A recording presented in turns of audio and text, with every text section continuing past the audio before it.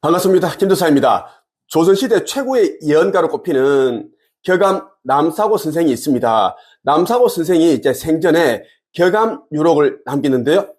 인류 멸망, 지구 종말에 관한 내용들이 담겨 있고, 그리고 어떻게 하면 구원을 받는지에 대한 내용들이 아주 자세히 담겨 있습니다.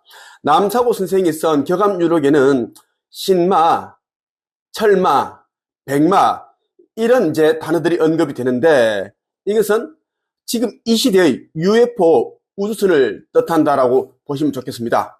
오늘은 남사고 선생이 쓴 격암유록에 담겨있는 내용 가운데 UFO와 메시아 정도령이 한반도에 착륙한다라는 내용으로 말씀을 드리겠습니다. 격암유록 내용 가운데 생초지락편에 보면 이런 내용이 있어요.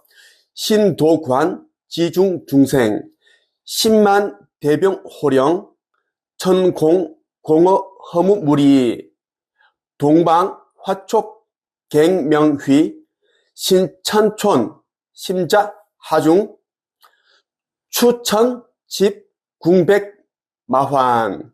한번 풀어보겠습니다. 하느님의 도 진리를 보고 깨달아 거듭거듭 새로 태어나라. 천공이 공허하고 비어서 아무것도 없는 듯이 보이나 그 속에 존재하는 천사 무리 10만 명의 대병력을 호령하고 지휘하신다. 동방의 나라 한국의 불꽃은 다시 타올라 밝게 빛난다. 하느님을 믿는 마을인 깊은 자하도 가운데로 가을 하늘에 활을 잡은 메시아께서 백마를 타고 오신다. 이렇게 뜻풀이를 할 수 있습니다. UFO 한반도 프로젝트 책에 나오는 내용을 여러분들에게 이제 공유를 해드리고 있는데, UFO 우주선을 타고 메시아 정도령이 한반도에 착륙한다고 정확하게 기재되어 있다는 겁니다.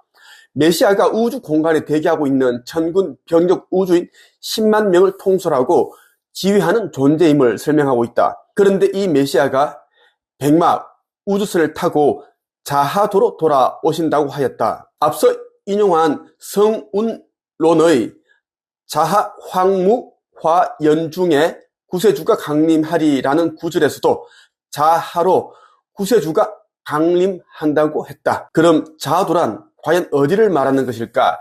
그곳은 다름 아닌 바로 한반도이다. 자하도가 어디라는 것도 격암유록 원문에서 다음과 같이 분명하게 밝혀주고 있다. 삼재 팔란 불입처 28수 공동회 자하선 중남 조선. 삼재 팔란이 들어오지 못하는 곳 우주의 28개 별자리의 기운이 공동으로 모이는 자하의 선경 한가운데가 남조선이다. 이렇게 볼 수 있습니다.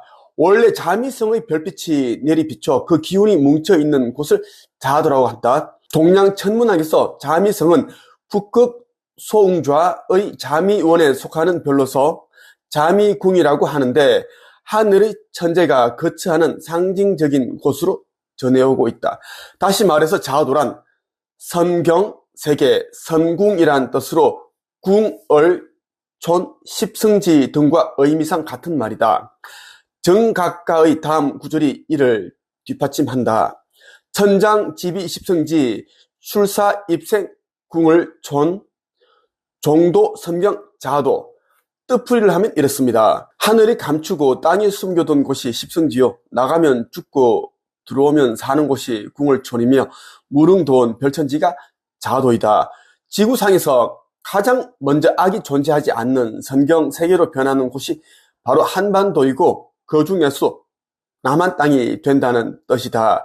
그리고 그것은 장차 마지막 시기에 UFO와 메시아의 한반도 강림으로 이루어질 것이다. 또한 이렇게 됨으로써 한반도는 말세 대이변 시에 지구상에서 가장 피해가 적은 안전지대가 될 것이라고 밝혀주고 있다.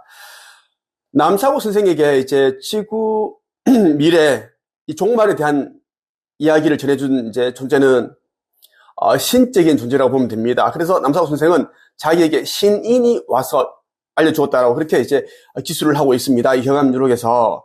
자, 저는 2024년 1월 27일 올해 1월 27일에 아버지 하느님께서 나에게 보내주신 이제 메시지가 있는데, 지구 극이동 때 한반도가 가장 안전한 이유에 대한 메시지예요. 한번 읽어볼게요.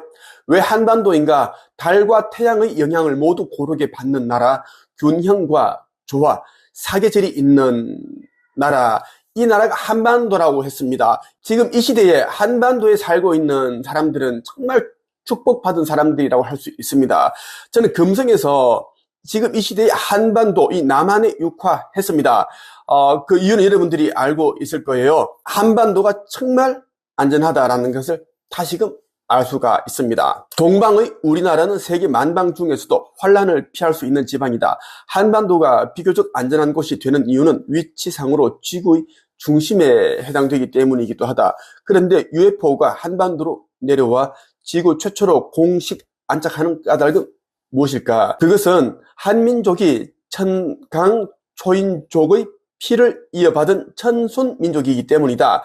우주인, 그러니까 높은 차원에 있는 그런 존재의 피를 물려받은 후손이 우리 한민족이다라고 보면 됩니다. 그리고 이는 약 6,000년 전 한민족에게 일어났던 우주의 성자 환웅께서 하늘의 무리 3,000명을 이끌고 지상에 강림했었던 역사적 사건이 다시 이 땅에서 재현되는 것이다. 그리고 지구상에서 UFO를 불러내릴 수 있는 민족은 한민족밖에 없다. 얼마 전에 있었던 일입니다.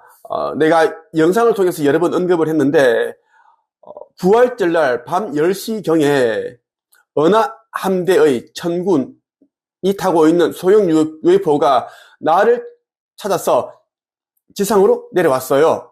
그것을 얘기를 했습니다. 천군의 키가 1m 20 정도 되는데, 몸에서는 이제 초록색 빛이 나고, 그렇게 해서 왔는데, 나를 찾고 있었다, 그렇게 하더라. 그날 이제 부활절이었습니다. 이 이야기가 여러분들이 무엇을 의미하는지 한번 생각을 해보면 좋겠고, UFO가 지상에 안착을 한다, 내린다, 그러면 가장 먼저 나를 찾아오게 될 것입니다. 그렇게 되어 있습니다. 경암유록 언비가에 보면 이런 내용이 있어요. 상제께서 동쪽 나라 한반도에 강림하신다.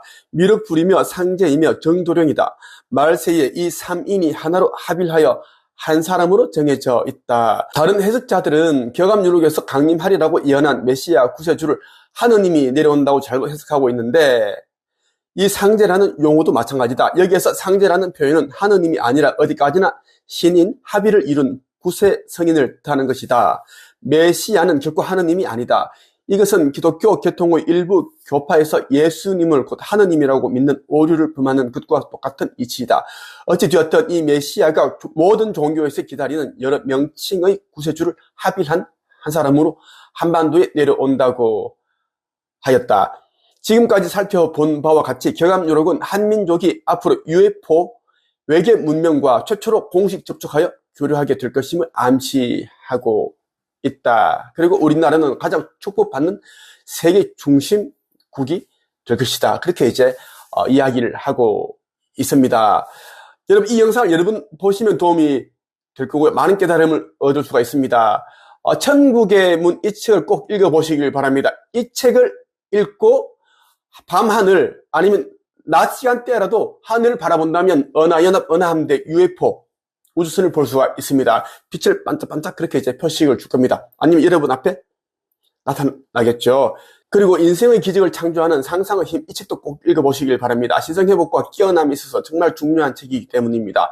이 책을 읽고 여러분들이 많은 깨달음을 얻으시고, 그리고 이 책을 사람들에게 선물해 주기를 바랍니다. 여기까지 하겠습니다.